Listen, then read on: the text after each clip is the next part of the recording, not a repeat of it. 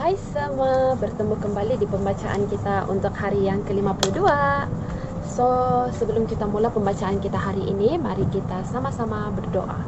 Ya Tuhan Allah Bapa kami yang bertetap dalam kerajaan syurga, terima kasih Tuhan karena Engkau sentiasa mengasihi kami, Engkau sentiasa beserta dengan kami, mendengarkan kami setiap saat kami memerlukan Engkau dan melihat kami, pedulikan kami di mana saja kami berada Tuhan. Pada saat ini kami ingin meneruskan pembacaan kami di dalam buku Encounter Series Tuhan. Biarlah Engkau memberikan hikmat agar kami dapat memahami segala sesuatu yang kami pelajari dengan baik dan dengan mudah Tuhan. Ampunkan segala dosa pelanggaran kami, semua ini saya serahkan dalam nama Tuhan Yesus yang menjadi juru selamat dan penebus kami. Amin. Oke, hari ini kita berada di dalam hari yang ke-52. So, untuk hari yang ke-52 ini kita akan membaca di dalam ayat yang terdapat di dalam Alkitab dan juga di dalam buku Desire of Ages. So, saya mulakan pembacaan hari ini dengan membaca ayat yang terdapat di dalam Alkitab dalam buku Encounter Series 1, Rest the Way. Oke. Hari yang ke-52, Yohanes 2 ayat 1 hingga 12, perkawinan di Kana. Pada hari ketiga ada perkawinan di Kana yang di Galilea dan ibu Yesus ada di situ. Yesus dan murid-muridnya diundang juga ke perkawinan itu. Ketika mereka kekurangan anggur, ibu Yesus berkata kepadanya, "Mereka kehabisan anggur." Kata Yesus kepadanya, "Mau apakah engkau daripadaku, ibu? Saatku belum tiba." Tetapi ibu Yesus berkata kepada pelayan-pelayan, "Apa yang dikatakan kepadamu, buatlah itu." Di situ ada 6 tempayan yang disediakan untuk pembasuhan menurut adat orang Yahudi. Masing-masing isinya 2-3 buyung. Yesus berkata kepada pelayan-pelayan itu, "Isilah tempayan-tempayan itu penuh dengan air," dan mereka pun mengisinya sampai penuh. Lalu kata Yesus kepada mereka, "Sekarang cedoklah dan bawalah kepada pemimpin pesta." Lalu mereka pun membawanya. Setelah pemimpin pesta itu mengecap air yang telah menjadi anggur itu, dan ia tidak tahu dari mana datangnya, tetapi pelayan-pelayan yang mencedok air itu mengetahuinya. Ia memanggil mempelai laki-laki dan berkata kepadanya, "Setiap orang menghidangkan anggur yang baik dahulu, dan sesudah orang puas minum, barulah yang kurang baik akan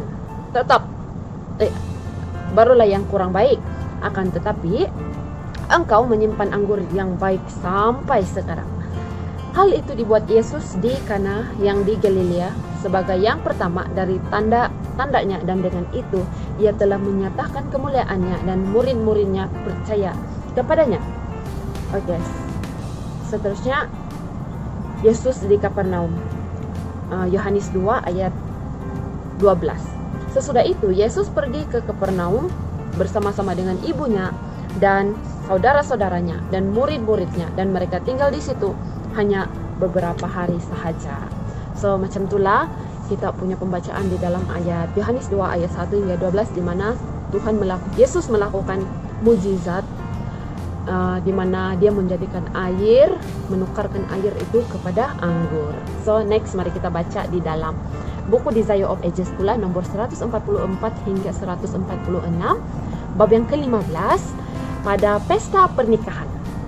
Yesus tidak memulai pekerjaannya dengan sesuatu pekerjaan besar di hadapan Sanhedrin di Yerusalem, di sebuah kumpulan rumah tangga di suatu kampung kecil di Galilea. Kuasanya dinyatakan untuk memperbesar kegirangan pesta nikah. Demikianlah ditunjukkan simpatinya kepada manusia dan hasratnya untuk melayani demi kebahagiaan mereka. Di padang belantara pencobaan, ia sendiri telah minum dari cawan malapetaka. Ia pergi memberikan kepada manusia cawan berkat. Oleh berkatnya menguduskan hubungan manusia. Dari Yordan, Yesus telah pulang ke Galilea. Akan ada pernikahan di Kana, sebuah kota kecil tidak jauh dari Nazaret. Yang akan menikah itu adalah kaum keluarga Yusuf dan Maria.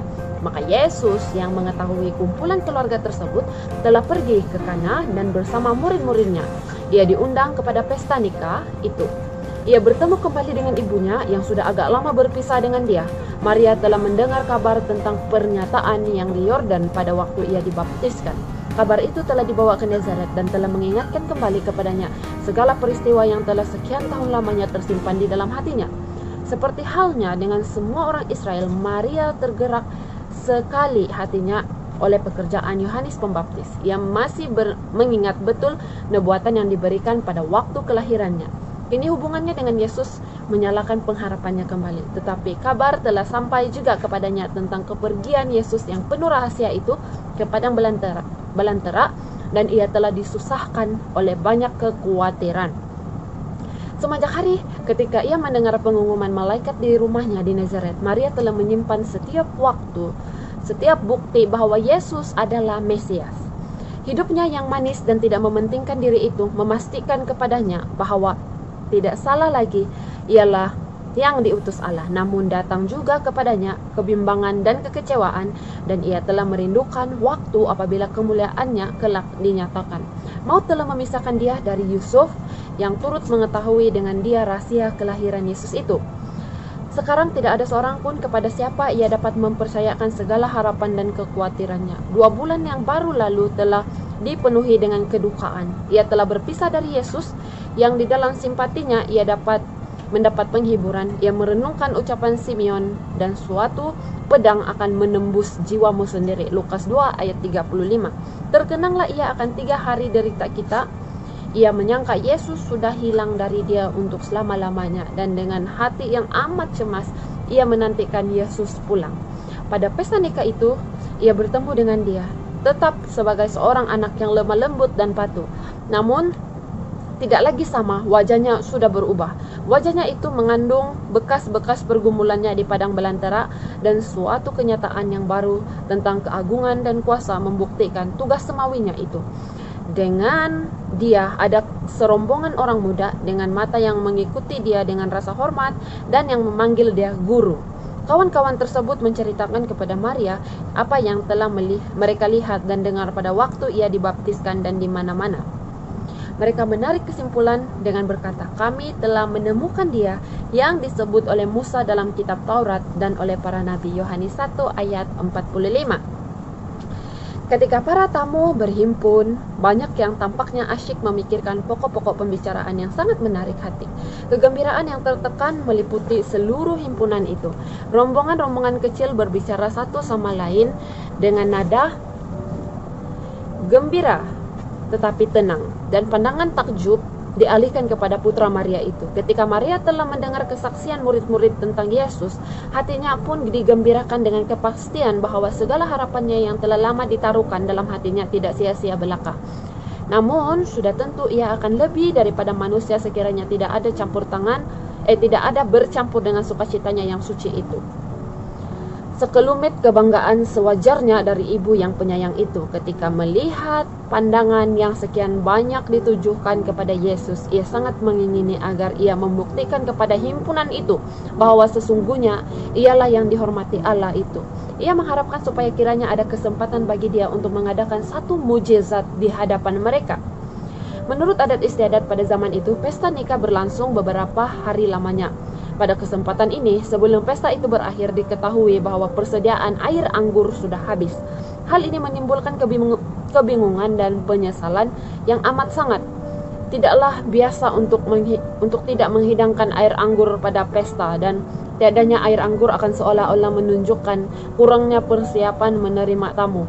Selaku seorang anggota kaum keluarga daripada yang bersangkutan itu, Maria telah menolong dalam urusan pesta itu, dan sekarang berbicaralah ia kepada Yesus. Katanya, mereka kehabisan anggur. Perkataan ini merupakan suatu anjuran supaya ia kiranya mencukupkan keperluan mereka itu. Tetapi Yesus menyahut, mau apakah engkau daripadaku, ibu? Saatku belum tiba. Jawaban ini yang tampaknya kasar bagi kita tidaklah menyatakan sikap dingin atau tidak adanya kesopanan. Bentuk jawaban juru selamat kepada ibunya itu adalah sesuai dengan adat ketimuran. Ucapan itu digunakan terhadap orang-orang yang kepadanya hendak ditunjukkan rasa hormat. Setiap perbuatan Kristus selama hidup di dunia ini adalah selaras dengan ajaran yang telah diberikannya sendiri. Hormatilah ayahmu dan ibumu supaya lanjut umurmu di tanah yang diberikan Tuhan Allahmu kepadamu. Keluaran 20 ayat 12. Di kayu salib, dalam perbuatan kelemah lembutannya yang terakhir terhadap ibunya, Yesus menyapa dia dengan cara yang begitu pula ketika ia menyerahkan dia kepada penjagaan muridnya yang paling dikasihinya, baik di pesta nikah itu maupun di kayu salib. Kasih yang dinyatakan dengan nada suara, pandangan mata, dan tingkah laku itu menafsirkan ucapannya itu. Pada kunjungannya ke Bait Suci, waktu ia masih kanak-kanak, ketika rahasia pekerjaan hidupnya terbuka di hadapannya, Kristus telah berkata kepada Maria, "Tidakkah kamu tahu bahwa aku harus berada di dalam rumah Bapakku?" Lukas 2 ayat 49. Ucapan ini menunjukkan inti seluruh hidup dan pekerjaannya. Segala sesuatu dikesampingkan demi pekerjaannya, yaitu pekerjaan penebusan yang besar yang hendak dilaksanakannya oleh kedatangannya ke dunia ini. Sekarang ia mengulangi pelajaran itu. Ada bahaya bahwa Maria menganggap hubungannya dengan Yesus memberi kepadanya hak istimewa atas dia dan hak dalam sesuatu tingkat untuk memimpin dia di dalam tugasnya. Selama 30 tahun ia telah merupakan seorang anak yang penuh kasih dan penurut baginya, dan kasihnya tidak berubah. Tetapi sekarang ia mesti pergi keluar untuk melakukan pekerjaan Bapaknya sebagai putra yang maha tinggi dan juru selamat dunia. Tidak suatu pun ikatan duniawi yang dapat menahan dia dari melaksanakan pekerjaannya itu atau mempengaruhi tingkah lakunya. Ia mesti bebas untuk melakukan kehendak Allah. Pelajaran ini adalah juga untuk kita. Hak-hak Allah adalah lebih utama dari segala ikatan hubungan manusia. Tidak satu pun penarikan duniawi yang boleh memalingkan kaki kita dari jalan yang disuruhnya kita jalani. So, sampai di sini saja pembacaan kita pada hari ini. Sangat menarik, di mana Yesus telah melakukan mujizat saat dia pergi ke pesta perkawinan, dan pada ketika itu anggur telah habis dan dia telah menjadikan air kepada anggur. Dan di sini juga kita boleh belajar bahwa kita harus sentiasa bersedia untuk segala sesuatu tugas yang Allah Bapa kita inginkan untuk kita laksanakan, dan segala sesuatu di dalam dunia ini, hubungan di antara keluarga ataupun ibu bapa juga tidak sepatutnya menghalang pekerjaan kita dengan Tuhan. Tanggung jawab kita sebagai orang yang percaya, orang yang menurut segala sesuatu yang Tuhan sudah berikan dalam bentuk firman-Nya di dalam Alkitab. So, sampai di sini saja pembacaan kita untuk hari yang ke-51, untuk hari yang ke-52.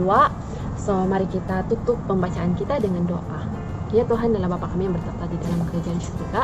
Terima kasih Tuhan karena Engkau sudah memberkati kami dalam pembacaan hari yang ke-52 hari ini. Kami telah belajar bahwa Yesus, menjadi seperti Yesus itu adalah satu teladan yang baik yang harus kami contohi pada zaman sekarang. Biarlah kami juga terus mengaplikasikan bagaimana dia menghormati kedua ibu bapaknya, walaupun dia mempunyai satu tanggung jawab yang sangat besar yang telah ditugaskan oleh-Mu untuk dilaksanakan olehnya pada ketika dia menjadi manusia dahulu di dalam dunia ini Tuhan, menjalankan kehidupan sebagai manusia biasa di dalam dunia ini Tuhan. Kami sangat bersyukur karena Yesus telah pun menebus dosa kami, dan kami keselamatan itu pasti, dan kami ingin terus percaya bahwa kami ingin terus menyahut pengorbanan Tuhan di kayu salib, dan kami juga berharap agar kami juga turut diselamatkan dan menjauhkan ataupun membenci dosa Tuhan. Ampunkan segala dosa pelanggaran kami. Biarlah Engkau terus mencurahkan Roh Kudus Engkau Tuhan agar terus memimpin kami di setiap langkah kami, di setiap pertuturan kami, di setiap pemikiran kami, tindakan kami, dan dalam segala sesuatu dalam kehidupan kami sehari-hari Tuhan. Terima kasih karena Engkau sudah mendengar menjawab doa ini. Semua ini saya serahkan dalam nama Tuhan Yesus Kristus yang telah menjadi juru selamat dan penebus kami. Amin. So, sampai di sini saja, bertemu lagi di pembacaan kita untuk hari yang ke-53.